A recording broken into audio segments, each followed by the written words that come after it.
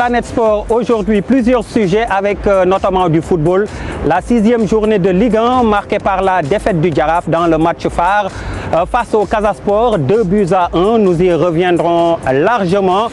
Également le basket avec le premier tour play-off chez les garçons comme chez les filles, marqué du côté des filles par le Saint-Louis Basket Club, champion en titre, les filles du Saint-Louis Basket Club, qui remporte le derby du Nord face à l'université Gaston Berger chez les garçons. Notez la Douane qui se rebiffe devant le leader, le Duc. Alors, du côté du rugby, c'est Djambar qui remporte le match phare face aux Requins à l'occasion de la 10e journée. Nous aurons également le volleyball avec l'ouverture de la saison et le tournoi traditionnel qui va avec. Notez la campagne électorale qui s'invite dans le sport. Les deux candidats qualifiés pour le second tour ont rencontré le CNOS et d'autres membres du monde sportif. Bienvenue à tous.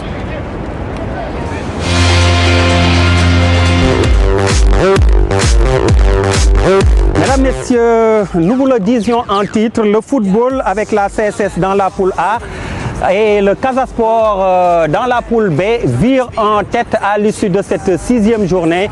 Dans les rencontres phares, le Casa Sport a battu le Jaraaf de Dakar par 2-1 alors que la Douane a perdu à Pikine 2-0.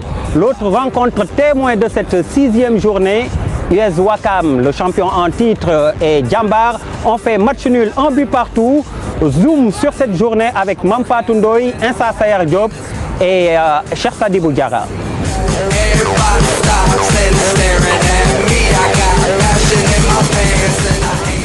La 6e journée de la Ligue 1 s'est poursuivie ce week-end. Après avoir pris le dessus sur Jaraaf 2-1, le Casa Sport est devenu le nouveau patron de la poule B. Match joué au stade Demba Diop ce dimanche, Pape Sané a réussi un doublé pour le Casa Sport au 56e et 58e minute.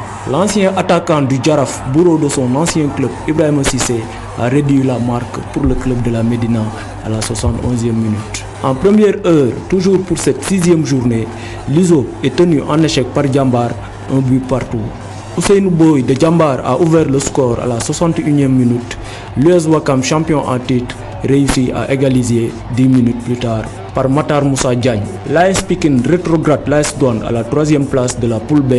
Elle a dominé samedi dernier au stade Alassane Djigo les Gabolou sur le score de 2-0. Des réalisations signées Adam Mbaye, 41e minute, 45e minute sur penalty et Demba Gadio à la 85e minute. Maître à domicile, l'entraîneur de l'AS Pikine loue le respect des consignes de ses joueurs. Par contre, l'entraîneur de l'AS Douane déplore le manque de réussite de son équipe.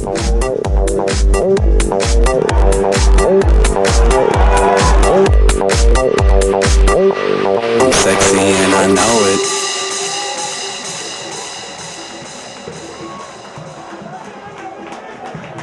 On a eu à respecter l'adversaire, essayer de respecter les consignes.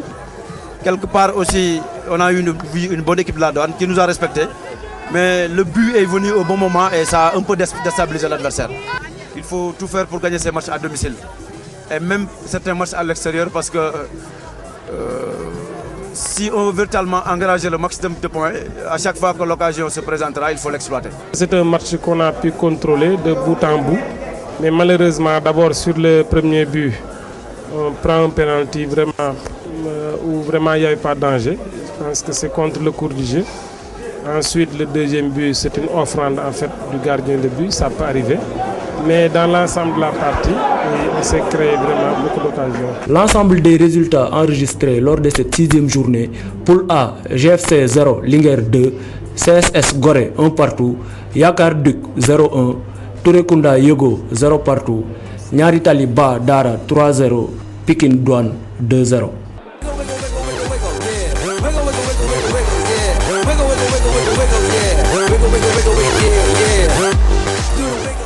Je pense que c'est un match qu'on avait bien entamé, on l'avait bien dominé en première période. L'équipe en face était bien en place et a su en tout cas, sur 2 actions, 2 contre-attaques, faire la différence et nous marquer 2 buts.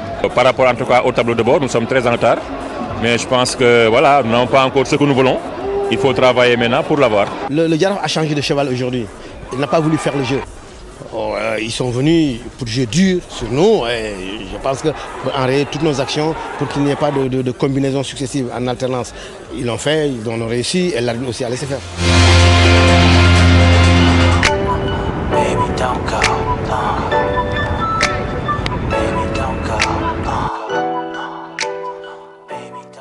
Merci d'être toujours avec nous dans Planète Sport à la corniche ouest de Dakar.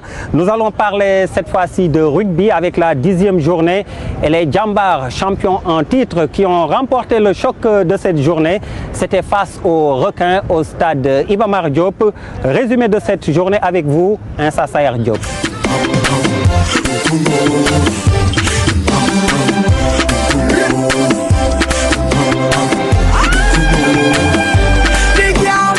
La 10e journée du championnat national de rugby se poursuit ce dimanche à Iba Mar Diop. Les Caïmans se sont inclinés devant l'Asfar 19-33. En deuxième heure, Yembol forfait permet à l'Asfar 2 de remporter facilement la victoire. On est satisfait, comme on est toujours dans la lancée dans le championnat. Donc cette victoire me permet de reprendre ma 3e place que j'avais perdue il y a deux semaines de cela. Donc vraiment, je ne peux dire que je suis satisfait. Nos adversaires que j'admire beaucoup étaient presque en infériorité numérique, dans la mesure où leur équipe n'était pas au top compte tenu de leurs joueurs.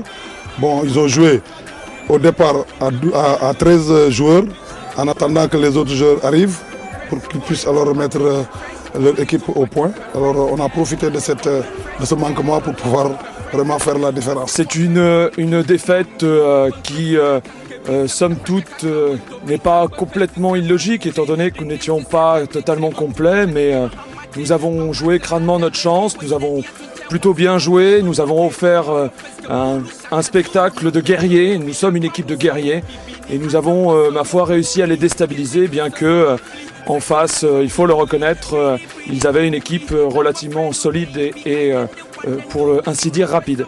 Avant tout, on a perdu beaucoup d'énergie à défendre à 13 contre 15 et que, en plus, nous avons eu beaucoup de casses dans chacun de nos joueurs. Et nous sommes bien combattus, mais malheureusement, en infériorité numérique, c'est souvent fatal, surtout au rugby.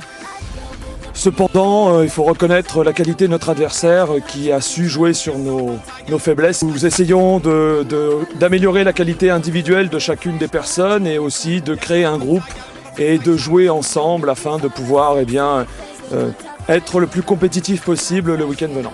Ce vendredi, Djambar a battu Requin sur le score de 15-13. Et le samedi, Sanfou a pris le dessus sur Tigre, 20-13.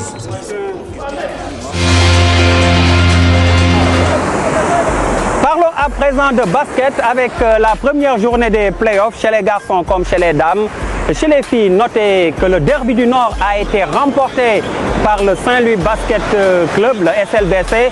Rappelons-le, champion en titre chez les dames. C'était devant l'université Gaston Berger de Saint-Louis. Alors que chez les dames, le Duc a été battu par l'AS Douane, les Gablous qui du coup se relancent. Allez, c'est parti avec vous, Abdoulaziz Ndiaye.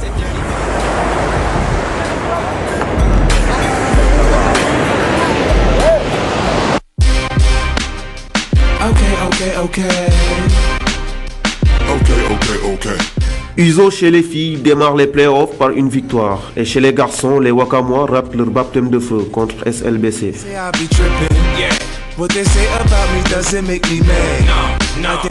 En dépit d'un début de match très timide, l'Union sportive de Wakam n'a pas eu de pression à se débarrasser de Ziguinchor Basket Club.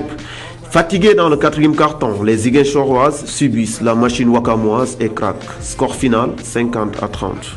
On a demandé à nos filles d'être plus agressifs en défense et plus attentifs malgré l'état du terrain. Et comme je vous l'ai dit, nous sommes restés très longtemps en juin. Maintenant, au fil du temps, on sent l'équipe venir. Les repères commencent à venir, l'automatisme commence à venir, ce qui nous a permis au quatrième quart-temps de revenir au bout de l'équipe de Ziguinchor. Essayer de gagner tous les matchs et être parmi les Caradas pour les demi-finales. Okay? On a guidé le match depuis la première quart-temps jusqu'au troisième quart-temps. Bon, au quatrième quart-temps, au finish, les filles étaient fatiguées. Parce qu'on a quitté Ziguinchor à 15h. Bon, on est arrivé à Dakar à 3h du matin pour venir jouer le lendemain à 16h. Bon, les filles étaient fatiguées, cause pour laquelle Wakam nous a remonté en fait. Si on a les moyens, on va jouer la finale, mais si on n'a pas les moyens, on compte jouer parmi les 4 premiers. C'est notre premier test en play-off. On doit le gagner. C'est ce qu'on a fait et on remercie le bon Dieu de nous donner cette victoire. La stratégie qu'on a mise en place, c'est de ne pas laisser les jouer. On ne les a jamais vus jouer. C'est pourquoi on a pris cette option de ne pas les laisser jouer. D'aller au premier contact, avant première carte, les faire des fautes, les faire bouger, faire des mouvements et attaquer. C'est ce qu'on a fait pour remporter cette victoire. Seul le travail paye et on va continuer, Inch'Allah, cette lancée. On a couru derrière le score du début presque jusqu'à la fin. Mais c'est par manque de chance qu'à la fin on a perdu. Nous n'avons pas eu de réussite de tir. Donc il fallait jouer à l'intérieur. C'est ce qui nous a posé des problèmes. Nous sommes le premier. On va tout faire pour se qualifier pour les demi-finales. Le problème, c'est les demi-finales. Au plus petit des cas, les demi-finales. Ou bien essayer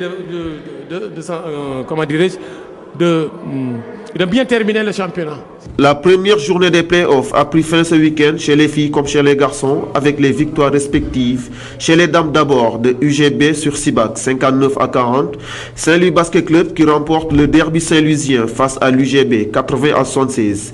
Et Bob prend le dessus sur GIA 50-42. Chez les garçons, Douane tenant du titre confirme contre Duc 76-61. Louga s'incline devant l'UGB 56-63. Et enfin, Rail domine Mermoz 90-76.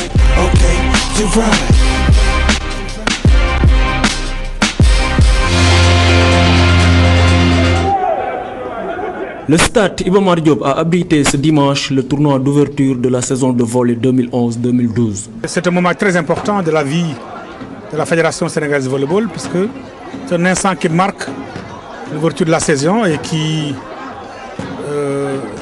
consacre, si vous voulez, l'ouverture de la saison et donc ce tournoi qui est dénommé la Coupe du Président de la Fédération sénégalaise de volleyball. Ce tournoi doté de la Coupe du Président de la Fédération sénégalaise de volley, marquant le démarrage officiel de la saison au même titre que le championnat, est à l'actif de la Fédération. Comme c'est un tournoi de démarrage d'ouverture, c'est un tournoi qui permet aux équipes de se mettre en jambe. Ça, c'est le premier objectif. Ensuite, ça montre au monde sportif que le volley a démarré. Deuxièmement, et troisièmement, évidemment, c'est l'occasion pour le président de la fédération d'offrir des trophées, d'offrir des maillots, enfin des équipements aux meilleures équipes. Donc ce sont les trois objectifs principaux. Le volleyball va décliner son programme habituel. Évidemment, nous allons renforcer les différentes structures, évidemment. Il y aura le championnat national, comme d'habitude, qui va réunir des filles et des garçons pendant toute la saison.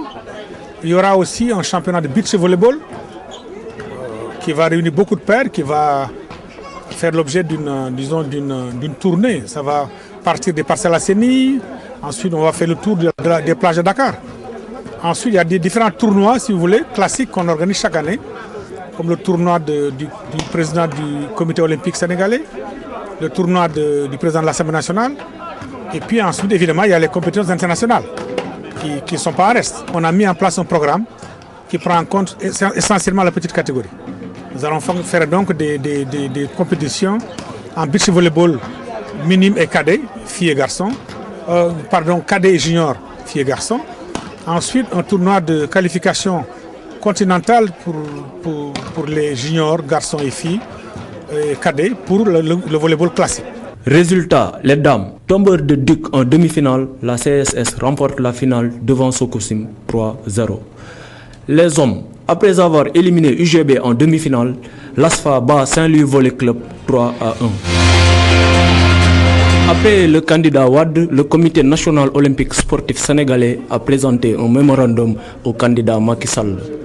Une occasion pour mettre au peigne fin les problèmes du sport national. Le constat qui a été fait lors de la campagne du premier tour, c'est que pour l'essentiel, le sport n'a pas été au cœur des préoccupations des candidats. Nous nous sommes émus de cette situation. C'est la raison pour laquelle, sur la base d'un mémorandum, nous avons contacté le candidat Abdoulaye Wade et le candidat Macky Sall pour leur demander quel est le programme qu'ils comptaient développer si Dieu leur donnait la victoire au second tour. Nous avons rencontré Macky Sall le jeudi pour lui dire que la préoccupation qu'il a développée lors de sa rencontre avec le milieu sportif a rencontré notre adhésion. Il avait décliné 4 axes de travail pour un bon développement du sport sénégalais. Macky Sall avait auparavant décliné son programme de campagne devant le mouvement sportif en 4 axes majeurs. Ces 4 axes-là rejoignaient un peu les préoccupations du mouvement associatif. Mais en ce qui nous concerne, pour nous, tous ces axes ne peuvent être matérialisés que si la part du sport dans le budget de l'État est revue à la hausse et de manière conséquente. C'est la raison pour laquelle nous avons demandé au candidat Macky Sall, de manière solennelle, s'il acceptait, une fois élu, de porter sur le cadre quinquennat le sport à 2% du budget national, parce qu'aujourd'hui, il est à 0,33%. À leur souhait de voir le budget alloué au sport passer de 0,33 à 2%, Macky s'est voulu catégorique. Il n'a pas manqué, comme le candidat Wade, de faire part de son ambition de soutenir le sport national. Macky Sall nous a fait comprendre que dans la posture actuelle, il ne lui était pas possible de se prononcer sur les 2% qui lui semblaient quand même un peu trop élevé. Néanmoins, pour lui, le porte est à 1%. Cela veut dire concrètement tripler le budget du sport lui semblait accessible et le plus rapidement possible. Donc nous avons pris acte de cet engagement et de l'engagement concomitant de mener à bien une bonne politique d'infrastructure. C'est sur ces bases-là donc que nous avons pris acte de la position du candidat Macky Sall. Le CNOS sollicite plus de moyens pour faire du sport un des domaines les plus visibles du pays. C'est presque la fin de cette émission. Avant de nous quitter, 2 nouvelles brèves. Ndiskaba Badji a terminé 5e des mondiaux en salle à Istanbul. Le Sénégalais a réussi un bond de 7,97 m. Et c'est le Brésilien Mauro da Silva qui remporte le concours. Alors, en course hippique avec la 8e journée à Thiès ce dimanche, Toi et moi remporte la course chez les Narougor devant Tal Bouyala Tal. En catégorie Foutanké, Nas Junior est sorti premier alors que chez les Mbayar, El Lobo a gagné la course. Chez les poulains de 3 ans comme chez les poulains de 2 ans, respectivement. Notez les victoires de Djaher et Khadija. Voilà, c'était tout pour Planète Sport. Merci de nous avoir suivis. Merci à toute l'équipe technique. À la semaine prochaine, si vous voulez bien.